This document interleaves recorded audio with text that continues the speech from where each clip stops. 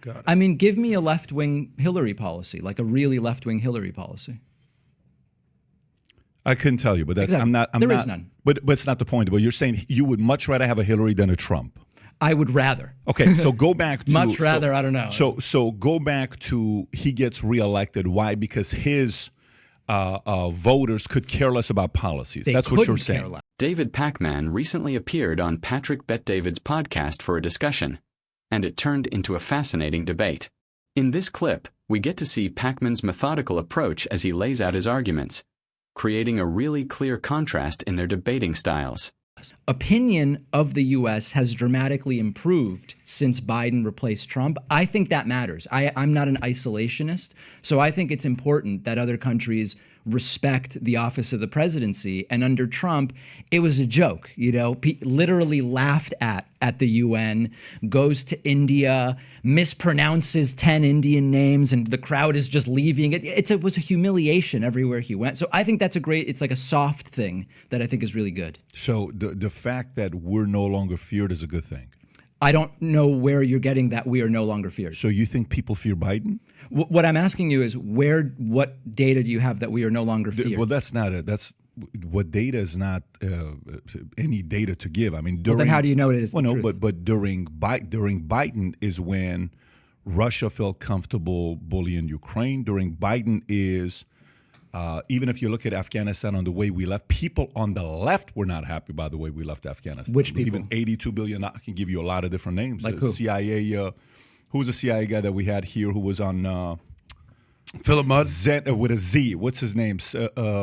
Matt Zeller. Matt Zeller, CIA agent who was on MSNBC. He called him out. He was on MSNBC with. But that's one person, right? No, but there's a lot of them though. If I actually Yeah. pull it up and if I do the Google search on it, I'll find plenty of names from their own side. Let's do it. That's fine. But I think one important thing to back up is you first kind of gave me what's not really a very fair question. You go, are you not worried that the U.S. is no longer feared? So you're saying they don't fear you? But hold on. Let me finish my response. Okay. Yeah. You first presented to me, and these are a lot of conversations go like this. You present to me, is it not a concern to me that the U.S. is no longer feared? And I said, well, where are you getting that? Where's the data? You go, there is no data. So let's first start with what I said is it's not the fear. I didn't say there's no data. You can't pull data, meaning you can't find data on fear. Then how do you know that that's fear the case? is action? Fear is action. Did during Trump Russia attack Ukraine? No, that's not. Yeah. What happened with Palestine and Israel? What happened? What happened? They came together after 20-some years. What? What are you talking about when you say what? What are you talking about?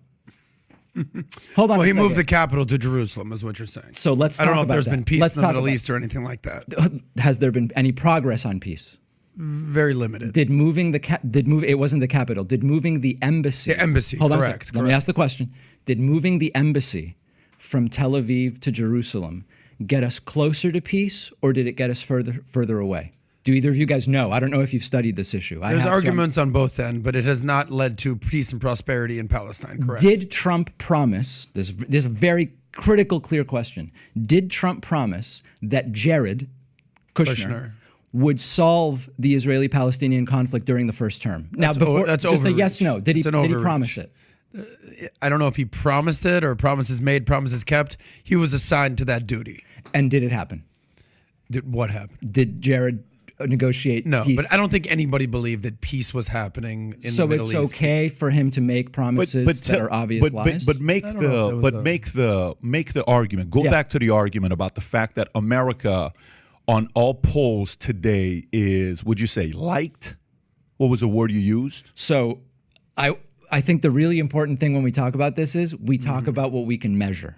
So the Gallup polling that has been done. So you trust polls? Oh, come on. But that's where we're going, though. There are lots of different. I trust certain polls too, but I'm saying, so you trust polls? If you say, do I trust a Rasmussen Republican primary poll 18 months before an election, I would say that's not very valuable. I don't think that's valuable.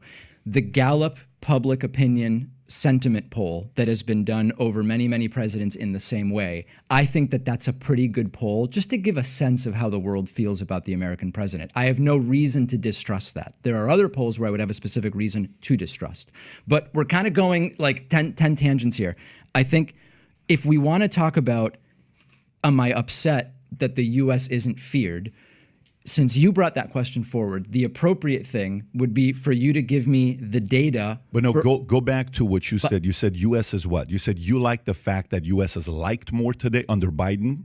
No, I didn't use that term. What was the term you used, if you don't mind saying it again? On average, countries respect the U.S. more now that Biden is president and Trump you is value that. I think it's important because Okay. can I tell you why? Sure. I think it's important because between trade and globalization and problems we deal with that don't respect the borders of countries, it's important to be, again, it's not about liked, it's not about, it's to be respected globally. I do think that actually matters. So why do you think they didn't like or respect Trump?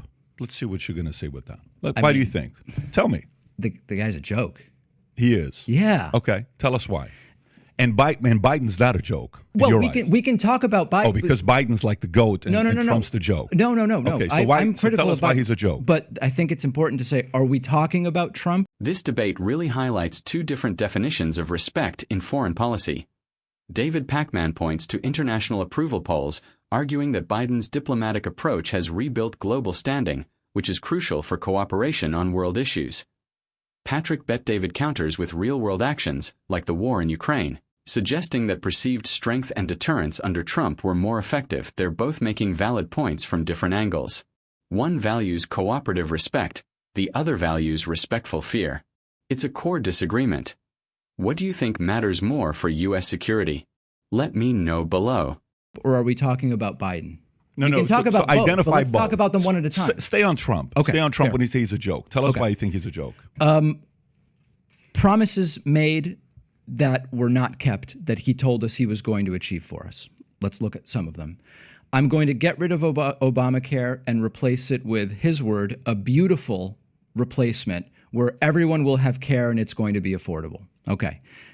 Just flat out didn't happen. The one proposal that Republicans made would have led to 24 to 32 million people losing health care. I consider that a failure.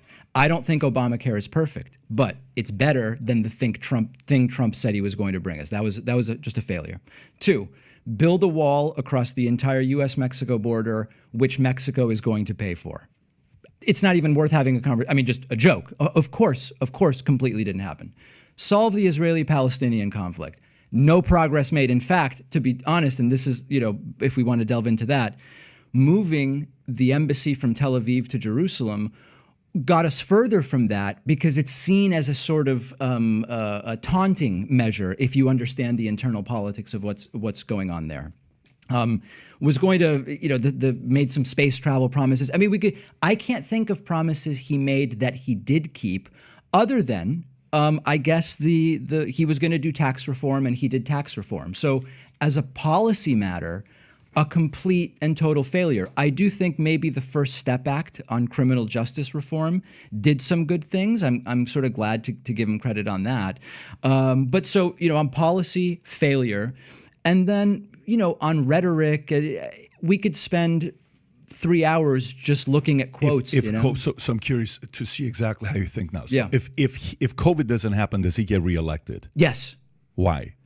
Well, because his followers don't care about policy. I interview them all the time, and I say... His followers don't care about policy. They don't care about achievements. They care about Hillary bad, Hillary Marxist, Hillary socialist. You think Hillary's good?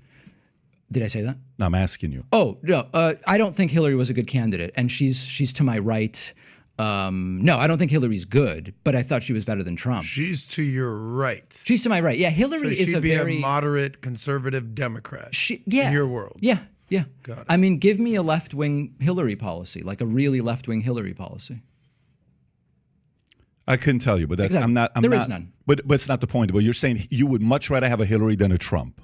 I would rather. Okay, so go back to Much rather, I don't know. So go back to he gets reelected. Why? Because his voters could care less about policies. They That's what you're couldn't saying. care less. Fine, no problem. So, but we both know that it's not the right that elects him, and it's not the left that elects whoever on the left. It's whoever's in the middle, Not true. the 8 to 12% that kind of says, you know what, I'm going to go this side, this time around, or versus more people come out for their candidate, meaning a lot Not of people really would true. come out for Obama. Okay, so explain yourself. What it actually more depends on is who chooses to go out and vote. It's less about, there's often this idea in politics, and there's lots of people who are really good on this issue that you could talk to, Rachel Bidikofer and even Frank Luntz, even though he's partisan, I think he would concede this as well. He's on the right. Pollster, you mean, Yes. Frank Luntz, yeah. The idea of the swing independent voter that sometimes on presidential elections will vote for a Republican and sometimes a Democrat, very, very small percentage of people. More common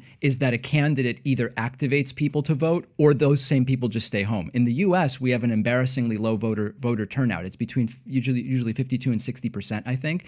So almost half the electorate isn't even voting. It's less about people who vote one way and then another way. It's more about people who say, I'm just going to stay home versus I'm going to go out and vote. If they vote, it's clear. So you're saying that the middle voter doesn't matter at all? No, I didn't say that. So what are you saying then? I said they matter much less than who is partisan chooses to vote. But or it's to stay fair home. to say that, okay, if he continues, and there's no COVID, he would get reelected. Do you think let's specifically target the middle? Forget the people on the side that would show up. Well, okay? but why? That's the question I want to do with you right now. So if we David Pakman is making a policy-focused case against Trump's first term, pointing to concrete promises like replacing Obamacare and building a wall that he argues were not fulfilled. His main point is that judged on his own policy goals, Trump was a failure. Patrick Bet-David shifts the conversation away from policy and toward electoral strategy. He's arguing that Trump's appeal isn't about policy details for his base, but about something broader. The discussion then turns to what really decides elections. Is it winning over swing voters, or is it motivating your own base to turn out? It's a fundamental clash between judging a president on policy achievements versus political power and voter motivation. Let me know what you think in the comments. How important are kept promises versus sheer political energy in an election? specifically focus on the middle, would the middle, the independent, the libertarians, would they have chosen to stick with Trump, or would most have wanted to replace him with somebody else? It's a polling question. I don't have the data. Well, you're the poll guy, so I'm asking you. I don't have the data in front of me. Okay, I'd be curious to know. So but you're also correcting me to say that's not true. That's the middle and the independents that didn't elect him. You're saying it's who showed up that elected him. As a general concept, Right. Elections swing less based on independents who sometimes vote Republican and Democrat. That's a small factor. A bigger factor is, are voters activated by their candidate, or are they deactivated where they go, I don't like this person, but I'm definitely not voting for that one. I'll stay home. So Isn't it a bit of both, though? It's a bit of both. Because but what we I'm all saying is saw it's what more happened in one the than Rust other. Belt. We've seen countless stories about, I voted for Obama. I'm not racist. I voted for Obama. What are you talking about? I voted for Bush, then I voted for Obama, and then Trump showed up. He made some promises. He was in the Midwest. He was out there. He was reaching out, touching hands. Hillary was too busy in New Mexico and Arizona. I decided to vote for Trump. I was sort of done with Trump. Now I'm back on Biden. Yeah, we see so many stories like that. These independents. That's an anecdote, and so I think anecdotes are fine. But one of the things that is important is to zoom out from anecdotes and to look at the broader data. And the other thing that's important is a lot of that cross-voting, it cancels each other out because you see roughly the same amount from one side versus the other. And what I mean by that is there was, if you look at the crossover in 2016, the number of Democrats who decided to vote Trump in 2016 was very similar to the number of Democrats who decided to vote McCain in 2008. So it's a roughly predictable number. You're talking about Democrats who have switched over. I'm talking about just legitimate independents. I'm giving you just one example of this, people who go either way or whatever. It's relatively stable and predictable, so it's rarely a difference maker. That's my only point. And we can anecdotes all day. You know, Jim Bob's wife decided to vote Hillary or what. You know, that's totally fine. But let's do data because you're a data guy. Yeah. So if you're a data guy, tell us when you're saying it's not necessarily that the middle would have had Trump. Yeah. Would he have needed the middle to get reelected in 2024, in 2020? He would have needed roughly the same percentage that Republicans tend to need. Trump suffered because on the COVID thing, would he have gotten reelected? It's not only if COVID didn't happen, Trump probably would have gotten reelected. I think if when COVID started, instead of Trump saying, we have 15 cases, soon going to be 0, do flu vaccines work on COVID? What about bleach injections? All that stuff. If instead of that, Trump said, hey, you know what? We're the United States. we're going to deal with this better than anybody else. We're making MAGA masks. And by the way, 50 cents on every dollar will go, his normal fundraising scams, right? Do the scams, but do the MAGA masks. And if he said, we're going to be absolutely the best on this thing, he wins. We saw it in New Zealand. We saw it in other places. It was a missed opportunity. Now, I think it was just a miscalculation in the sense that somewhere Trump probably thought it was really going to go away. I don't know who was around him. I don't know by Easter of 2020, right? I mean, okay. So I think Trump, even if he had just done that, and because we saw, why though? Why would he have? Why would the independents, the ones in the middle, who are, let's just say, slightly more reasonable, and they're willing to say, I don't like this guy on the left, I'm going to vote right. I don't like this guy on the right, I'm going to vote left. Yeah. Why would they have still chosen Trump over Biden? I have no idea. You'd have to talk to them. Well, I just don't know. But you're given your arguments, and so your arguments you're given is you're talking about polls like Biden because America's more respected under Biden than Trump. Okay, so that has nothing to do with American voters. We're talking about people in other countries. But totally. David Pakman is making a data-driven argument, suggesting that elections are often decided by which candidate can motivate their own base to turn out, rather than by a small number of swing voters switching sides. He sees this as a more stable and predictable pattern. Patrick Bet-David counters with the power of the individual voter story, pointing to real people in the Midwest who switched from Obama to Trump. He believes these personal anecdotes are significant and that Trump's handling of COVID-19 was a critical miscalculation that cost him those voters. The most interesting moment is when Patrick brings the focus back to American voters, pointing out that David's earlier argument about international respect under Biden might not resonate with the domestic concerns of swing states. It's a classic debate: data and patterns versus individual stories and campaign strategy. What do you think has a bigger impact on election results? Turning out the base or winning over the middle? Let me know your take in the comments.